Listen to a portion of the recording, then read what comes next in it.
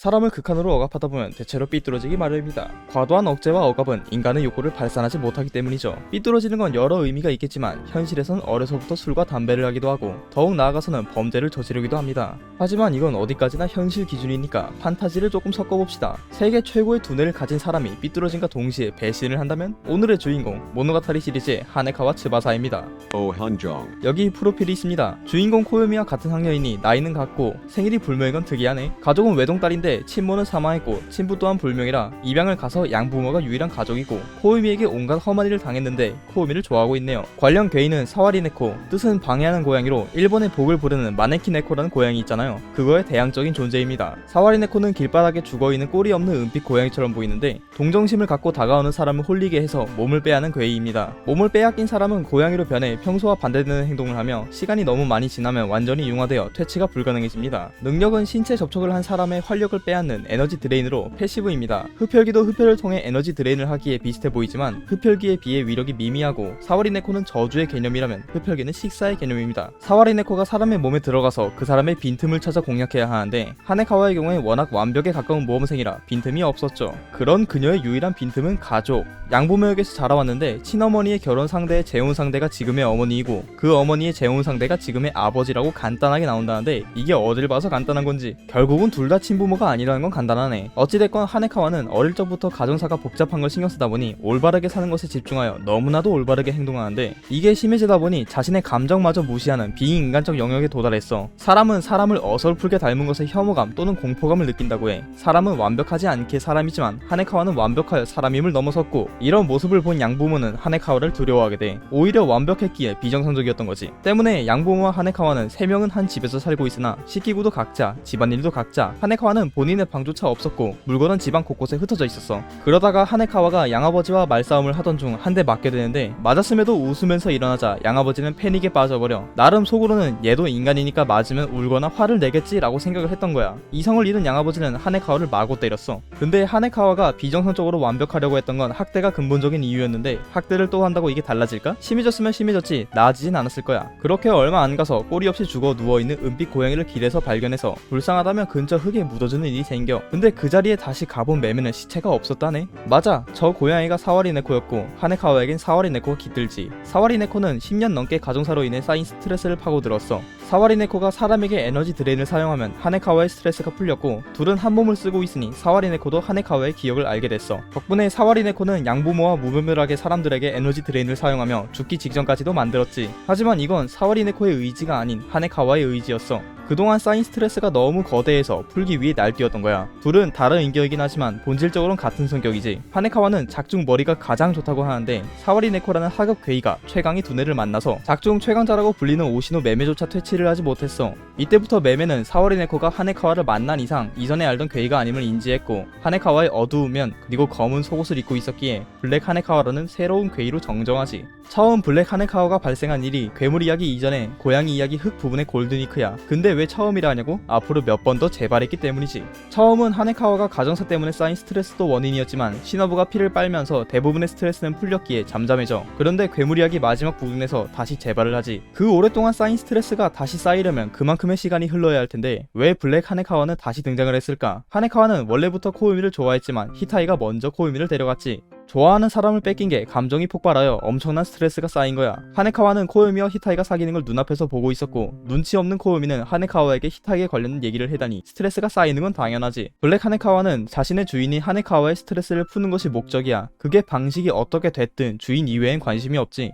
두 번째 등장엔 코요미가 스트레스의 원인이기 때문에 코요미를 죽이면 스트레스를 받지 않을 거라는 논리를 펼쳐대며 죽기 직전까지가. 코요미는 흡혈귀에 잔재가 있어 죽을 것 같지 않지만 블랙 하네카와에게 에너지 드레인을 당하면 재생 능력이 엄청 떨어져서 지금의 코요미에겐 하드 카운터라고 해도 과언이 아니야. 그렇게 죽음의 문턱에서 아슬아슬할 때 다시 시노부가 등장하며 상황 종료. 고양이 이야기 흑이 4월 29일에서 5월 8일인 골든위크 괴물 이야기 시작 시점이 골든위크가 끝난 직후이며 고양이 이야기 100이 8월 21일부터 8월 24일 정도야. 블랙 하네카와는 약 2달에서 3달 동안 잠잠했다가 본인이 살던 집이 불타면서 또다시 커다란 스트레스를 받아 블랙 하네카와가 등장해. 이번 스트레스는 물론 집이 불탄 것도 있지만 또 하나 문제가 있어. 역시나 문제가 있던 가족이긴 한데 이번엔 좀 달라. 전에는 자신이 올바르게 있어야 한다고 생각해서 과하게 완벽을 추구했고 누구도 가깝지 않은 집안 분위기 자체가 문제였다면 지금은 양부모만 가까워지는 모습을 보며 질투를 느낀 거야. 본래 식사도 각자, 식기구도 각자였는데 어느 날부터 양부모는 서로의 식사를 같이 하면서 자기들끼리만 진짜 가족이 되어갔지. 이걸 본 하네카와는 스트레스와 질투심이 폭발하여 질투심은 가호라는 호랑이 형태의 괴를 낳았어. 가호는 하네카와의 집과 하루 묵었던 학원 폐허를 불태우곤 마지막으로 있던 히타겐의 집까지 불태우려 했지. 태우고자 하는 대상 앞으로 순간이동하는 능력과 사람의 말도 할 수 있었기에 가능했어. 그리고 암컷이며 블랙 하네카와랑 같이 하네카와에게서 생겨났기 때문에 둘은 자매, 여동생이라는 얘기가 나오기도 해. 가호는 몸이 불꽃이라 신체 접촉을 해야 하는 블랙 하네카와랑은 상극인데 어떻게든 가호를 막다가 마지막에 코코로 와타리를 들고 온 코요미가 마무리를 해주지. 괴물 이야기 땐 블랙 하네카와인 상태로 코요미에게 고백을 했다 차였고 이번엔 겉은 블랙 하네카와지만 정신은 그냥 하네카와인 상태로 결혼을 전제로 사귀어보지 않겠냐고 했다가 또 차였습니다. 하네카와는 이전부터 남들에게 완벽하게 보이기 위해 자신의 감정을 잘라냈고 그 결과 가호와 블랙 하네카와가 탄생했기 때문에 자신의 감정을 받아들이고 인정하며 두 괴이를 흡수했습니다. 이후 하네카와의 머리는 호랑이 무늬처럼 흰색과 검은색 줄무늬가 생겼고 등교할 땐 매일 새로 염색을 했지만 나중에 세계 여행을 떠날 땐 그냥 다닙니다. 이 일을 통해 하네카와는 마음을 정리했고 새로 이사간 집에선 자신의 방을 요구하여 이제서야 사람답게 됐습니다. 하네카와의 식성은 간을 하지도 않고 소스도 없는 거의 식재료만 먹는 듯한 느낌의 식성인데 이건 맛은 신경 쓰지 않고 영양분만 섭취하다 보니까 저렇게 됐다고 합니다. 물론 지금은 좀 바뀌었을지도 모르죠. 괴짜 이야기에서 어린 하네카와로 등장을 하지만 현재로 돌아왔을 땐 블랙 하네카와가 코요미를 살해했죠. 꽃 이야기에선 졸업 후에 자아찾기 여행이라고 떠났는데 분쟁지대의 NGO에 참가해서 지뢰가 있는 오프로드에서 군용차를 몰고 다닌다는 이게 뭔 소리야. 그 뒤론 몇 건 동안 제대로 등장하지 않다가 사랑 이야기쯤에 뱀신이 되어버린 나데코에게 죽을 위기에 처한 코요미와 히타기를 구하려고 없어져버린 오시노 메미를 찾으러 다닌다고 합니다. 그러다 끝 이야기에서 어둠에게 소멸되기 직전인 오우기와 코요미를 막으러 오시노 메메를 직접 데리고 오며 재등장. 근데 과정이 10일 동안 잠도 안 자고 남극에서 전투기를 타고 왔다는데 대체 외국에서 뭘 하는지 모르겠습니다. 심지어는 전투기의 대가로 살짝 두뇌를 팔았다고. 업보 이야기에선 메메를 데려오기까지의 1대2가 적혀 있습니다. 어이가 없는 건 하네카와는 상처 이야기에서 코요미를 정신적으로 서포트를 해줬는데 그때 싸움에 휘발려 죽기 직전에 코요미에게 피를 받아 흡혈귀의 힘으로 살아났습니다. 코요미의 피는 곧 키스샷의 피라서 하네카와에게도 있는 거죠. 건소까진 아니지만 업보 이야기에서 흡혈귀에게 잡혔을 때 분노로 잠시 하네카와가 흡혈귀로 각성하고 흡혈귀 무리를 일방적으로 학살하는 모습을 보여줍니다. 이후로도 여러 번 흡혈귀화를 하는 덕분에 이제는 피가 다 떨어져 못한다는데 이거 나중에 시노부랑 엮여서 또 할 것 같은 느낌이 드네요. 다른 이야기에서도 해외에서 국가 간의 갈등을 해결해서 세계적인 유명인이 됐다며 하네카와가 얼마나 대단한지 나오지만 그렇게 되기까지의 과정이 안 나오네요. 시간 순으로 봤을 땐 상처 이야기에서 나왔기에 메인 히로인인 줄 알았지만 그건 아니었죠. 이야기 시리즈에서 코요미가 이성을 잃고 할짝대는 인물이 딱 둘이 있는데 하나는 마요이고 하나는 하네카와입니다. 친구가 되고 싶다면 팬티를 보여줘, 가슴 만지게 해주세요, 상처를 할게 해줘, 누나를 할게 해줘 등등. 워낙 저질렀던 일이 많아서 업보가 상당히 많긴 한데 칸바루조차 연애는 히타기랑 하지만 결혼은 하네카와랑 할 것 같다고 하죠. 보통 코요미는 로리 계열 히로인들과 변태적인 콩트랑 장면들이 많은데 동년배인 하네카와에게 그러는 건 상당히 특이한 겁니다. 다만 하네카와가 코요미의 이상형이자 첫사랑이기에 그럴 수도 있겠다 싶어요. 참고로 코요미의 방에는 하네카와의 속옷 상하 세트와 이미지 체인지를 한다면 잘라낸 따은 머리 2줄이 보관되어 있다고 합니다. 아마 상처 이야기에서 받은 팬티도 있지 않을까 해요. 하네카와의 상징 중 하나인 블랙 하네카와는 하네카와가 잘 때 발현되기에 캐릭터성이 잠과 관련이 많습니다. Sugar Sweet Nightmare, 는 달콤한 악몽,